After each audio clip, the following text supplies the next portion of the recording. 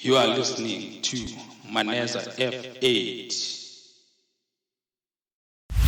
Yo, welcome to FKU Africa podcast. This is your host, Maneza F8, coming to you live. I'm here in Worcester, man. I'm still keeping it cool in this cold weather, as you know, man, in Eastern Cape. They said it's really hot that side, man. I wanna be there. And Durban, it's really hot, but this side, the snow is in the mountain, man. I'm in the Western Cape in South Africa. I know this podcast is being watched all over the world, man. I just want to tell you about Africa, about the weather. Are you interested in the weather? Doesn't matter though. Doesn't matter. I already did tell you. So, okay. Just messing around, man. Okay, now let's get serious. I even had a time now to really talk about what has been happening in South Africa in the past few weeks, I think 2 weeks. So I did do a video on Jacob Zuma on why he was supposed to be going to jail and finally did. So let me take it from there. From that episode that I did talking about Jacob Zuma, I think it's episode 52 or 53. I think it's 53, but I will share it for you on the screen so that we not confused, so you can check it out and really understand what has been happening. So what have happened is after I did mention that he was found guilty for not going to court. That says it's a contempt of court. So after that contempt of court situation, he did appeal. He was supposed to go to jail on a Sunday. It was the full march in there. A lot of people defending him. Police couldn't take him. He ended up not going to jail on that Sunday. So he didn't go as we were all expecting that he's not going to go because he's that man. So we we saw that on a Monday he appealed in court in Pietermaritzburg, where he was represented by Advocate Dalimpofu, and then he was being prosecuted by Nxokai Tobi. In that situation, it they were trying to convince a judge that the constitutional court decision was not fair for him because of his age and because of other circumstances that were coming to the fruition based on what the initial judgment was. And also, they were appealing on the High Court of the province. So they were trying to argue that that court does have what do you call a jurisdiction. Yeah, that court do have a jurisdiction where they are able to make a decision and overturn the constitutional court decision. Ooh. That was interesting to watch.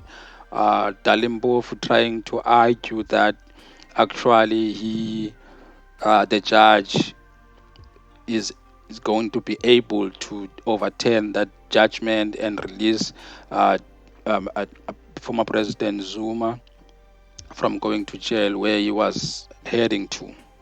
So after they were heard by that court, and then Mugai Toby and his fellow prosecutor did argue that that is not possible for a high court to overturn a constitutional court decision based on any fact. So The judge ruled that he's not going to overturn, if I'm not mistaken. That is open to your own research. That what was the findings of that court, but nevertheless, on following that Monday, I think on a Tuesday late, the former president went to escort prison to submit himself in prison. The following day, there were threats that from people of KwaZulu Natal, the province where the former president is coming from, including his son and his daughter. People were threatening to cause chaos in South Africa if he is not being released. So during that time, there was some commotion on Twitter that this could happen, that could happen. No one really gave it gave it much attention that it deserved at that time, because people believed that people are just talking, nothing will really happen, and boom, on the following Wednesday, or on the following Wednesday, just a day after he was admitted, and then people started going bankers. It was chaos in Johannesburg, the whole Gauteng, but predominantly in Johannesburg. Yes, in Johannesburg and in KZN, Pietermaritzburg, Durban, and all the surroundings of Durban, people started to go into the malls. People started to go into the shops in the malls. People started to target the warehouses. People started to target the trucks and closing down of the roads that leads to other provinces in terms of transporting goods that are coming out of the port of KZN, because in Durban there is a big port that delivers stuff from certain countries and then distributed around South Africa as well as in Cape Town. So during that time, of course, when these things are happening, people going into those places, warehouses, alcohol, value, macro, your inside the malls, going into all the shops in the malls, taking whatever they want to take. It was chaos. It was chaotic. If you have not seen those images, I hope you go and find looting in South Africa. Go and search that. Even if you are on Twitter, go looting in South Africa or looting. You will find horrific pictures. Go to News 24, go to Newsroom, Newsroom Africa. You will find those pictures and those the videos of people walking around being shot by the police with rubber bullet, not even caring about that, people just being ecstatic. So when they were asked why they were doing that, most of them, they said they were doing that because they are hungry. They are hungry, right? Let me take out this cap, man. The lights. Yeah, that's better. It's better. That's better. Sorry about that. Okay, so they were asked why they were doing that. They claimed that they are hungry. That's why they were doing that. They were tearing apart their resources, their shops in the townships, the malls in the townships, the warehouses surrounding the townships that provides jobs for them. So my opinion in this thing, man, that this was coordinated for sure.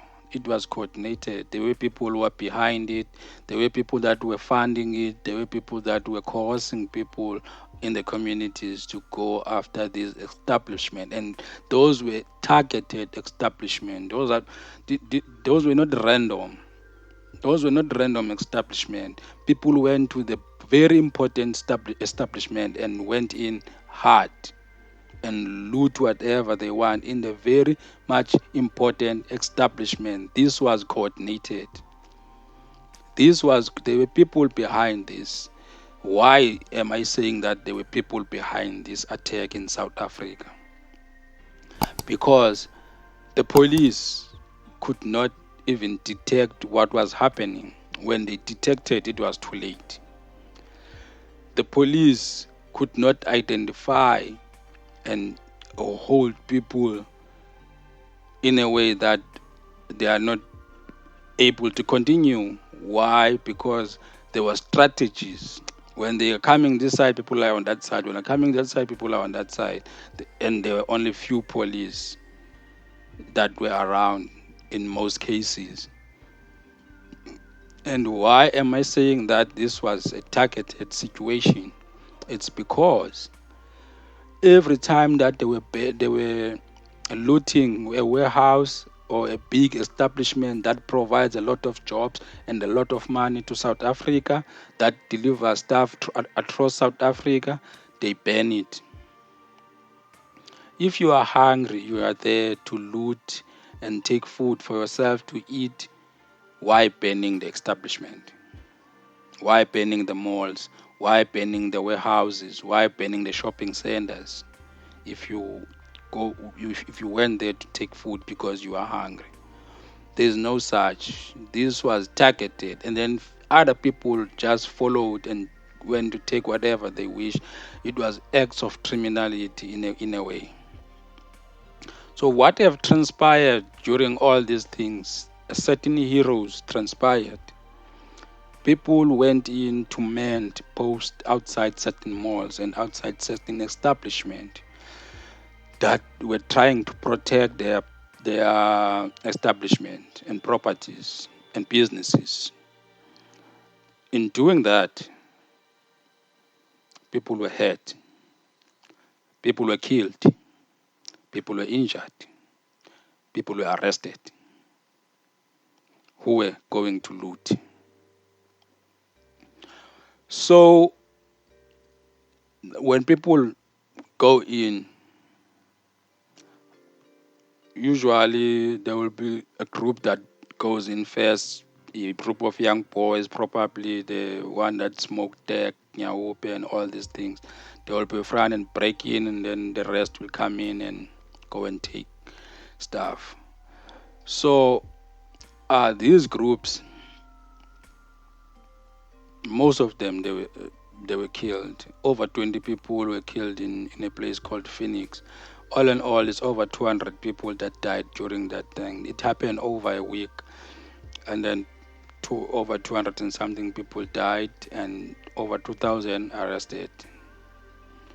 Now they will be having criminal records. Most of those. Some of them, they I don't think there's much evidence. Some they will say, no, I went there to shop, and some of them we've seen them in the TV. They were arrested with nothing. They were just running, and then they were taken down by the police. That is a public space. That's a shopping center. Where you can argue that you were there to shop, actually, and then you didn't know what was happening. So there's a lot you can argue during that.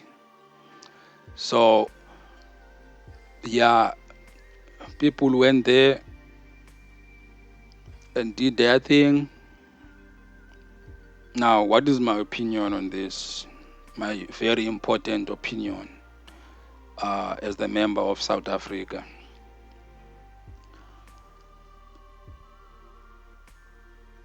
I won't judge people who went there saying that they wanted to take some food, some clothes to go and eat in their house while the establishment has already been broken. People who succeeded doing that I will not judge them, because the job of the police and South African intelligence was to detect those kind of situations and stop them from happening. They couldn't. Whose fault it is that people managed to break into over 161 malls and over 50 warehouses, and so many trucks were damaged under the noses of the government, whose job it was to stop that from happening? Obviously, it was the government, and they failed. So we can't go around and blame hungry people from going in and eat and loot whatever they want to loot in the shops. If that thing was coordinated right, the intelligence was provided right, it was not going to happen. Police were going to be there on time and stop people from doing whatever they wanted to do. Tear gases were going to be dispatched. Trucks with full of water that we saw in Trifontaine when EFF was marching for the rights of the children there who were being racially abused. Those trucks of water were supposed to be used to stop those people from doing. Nothing was used. Nothing of any that would show any resistance from the government, show any strength for the government was used during all that time. And you come to me and say we must blame those people who took the opportunity that they saw that the government is opening up for them to eat and then not eat. I won't say that. I do not condone any kind of violence, but with the resources that we have, a bigger country and progressive country like this, we should have those kind of intelligence, those kind of information known beforehand. And the president went in and did a speech and said that we were caught off guard. We didn't know that it would come to that magnitude. Why, as a country, would you be caught off guard with something that is being done by the group of people, not even one person, the groups and groups of people happening in different provinces and you caught off guard? For sure, this thing started somewhere, and how did it continue to somewhere else while you are around by the same number of people? But I'm sure people, the same number of people that looted shop 1 were there in shop 2, were there in mall 3, they were there in mall 20, and you couldn't stop in any of those. Of course, people should take in. People should take in and eat. People should take in and eat, because the government here in this country has been eating our money for years and years and years. There are a number of cases of the government eating our money. People, it was their turn to eat the money, and what did they do? They eat it. They ate it. They ate the money. They ate it in a way that the government doesn't believe. They ate it. So all these things are aspiring from too much that is happening in South Africa in terms of skills and development, the kind of education that we got from the establishment, where the institutions of learning that we go to time and time again, we send our children time and time again. We're still going to continue to send our grandchildren time and time again. There's a fundamental problem to the education where critical thinking is not being taught at school.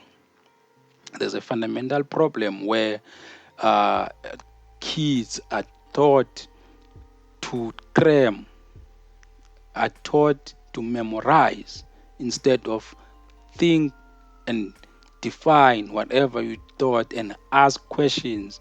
That is called critical thinking. So if you are taught to memorize at work, you're gonna be doing, you're gonna die working. You're not going to amount to any invention if you were taught to memorize, not to create and think critically? What are you going to do for yourself and invent for yourself if your mind is only about memorizing and doing what you're told? It's all about replicating. With the education that we have, it's a replica education. All we do is to replicate. I'm telling you, this is how it works, and this is how you're going to do it over and over again.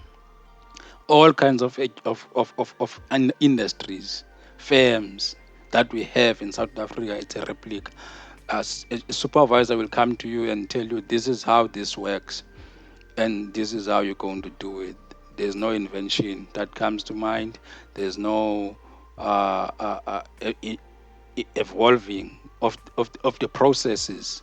You can't evolve any process because you were taught to listen and memorize and implement. This is where we are. So with people with that kind of education, we're still going to see so much and much and much of these problems happening. So yeah, man. Uh, if you did like this episode, please subscribe and check the podcast on Spotify, and check it on Apple Podcasts and Google Play. Please support my man. Support my man's. The dude is great, man. The dude is amazing. Black Scientist, it was Ilam. I will leave the video on the description. Check it out, man. The dude is great. That track is fire, man. I don't understand why the track is not on radio. Please push for it to go to radios. Call out the radio station and request for the track. The track is fire. Check out my music as well. It's also on YouTube or Spotify, on Apple Podcasts, Deezer, or wherever you get your music at. It's there, man. Maneza F8. Check that out. Who doesn't like me? That's the track. Yo, peace. I'm out. Fikiria kwa undani.